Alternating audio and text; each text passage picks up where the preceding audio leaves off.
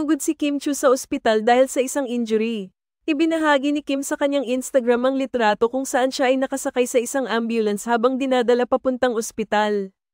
Ayon sa isang staff mula sa programang It's Showtime, nagkaroon ng injury si Kim habang nag-iensayo para sa kanilang segment na Magpasikat. Sa tila pagmamadali nilang matapos ang kanilang performance at pagsasanay, naging abala sila dahil malapit na ang kanilang pagtatanghal sa susunod na linggo. Sa kabila ng mga pagsubok, patuloy ang pagiging abala ni Kim Chiu. Bukod sa kanyang rehearsals, may mga taping pa siya para sa kanilang bagong pelikula kasama si Paolo Avellino. Siya rin ay may mga endorsement shoots at regular na hosting sa iba't ibang events. Ipinakita ni Kim ang kanyang dedikasyon sa trabaho sa kabila ng mga hamon na kanyang kinahaharap.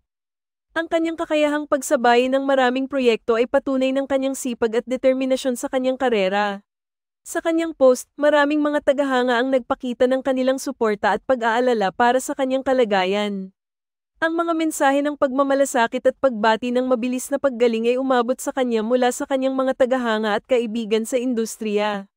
Mahalaga para kay Kim ang kanyang trabaho at ang mga proyekto na kanyang pinagtutulungan, ngunit hindi rin niya nakakalimutan ang pangangalaga sa sarili. Sa kabila ng kanyang busy schedule, isinasama niya ang mga kinakailangang pahinga at recovery upang makabalik sa kanyang mga obligasyon.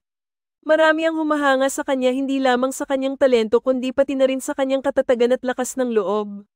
Ang kanyang karanasan ay isang paalala na kahit gaano pa man tayo kabala, mahalaga ang ating kalusugan at kapakanan. Ngunit sa kabila ng kanyang injury, umaasa si Kim na makabawi agad upang ipagpatuloy ang kanyang mga proyekto. Ang kanyang tagumpay ay hindi lamang nakasalalay sa kanyang trabaho kundi pati na rin sa kanyang kakayahang harapin ang mga pagsubok sa buhay. Ang mga ganitong pangyayari ay nagpapakita na ang buhay ng isang artista ay hindi palaging madali. Kasama ng mga tagumpay ay ang mga hamon at sakripisyo. Ngunit sa tulong ng kanyang pamilya, kaibigan, at mga tagahanga, siguradong makakabawi siya sa lalong madaling panahon. Sa paglipas ng mga araw, inaasahan na muling makikita si Kim na mas masigla at handang-handa sa kanyang mga susunod na proyekto. Ang kanyang mga tagahanga ay patuloy na nagdarasal para sa kanyang mabilis na paggaling at pagbabalik sa entablado. Sa kabila ng mga hadlang, patuloy na nagiging inspirasyon si Kim sa marami. Ang kanyang dedikasyon sa kanyang craft at ang pagmamahal niya sa kanyang trabaho ay nagbibigay ng pag-asa at lakas sa kanyang mga taga-suporta.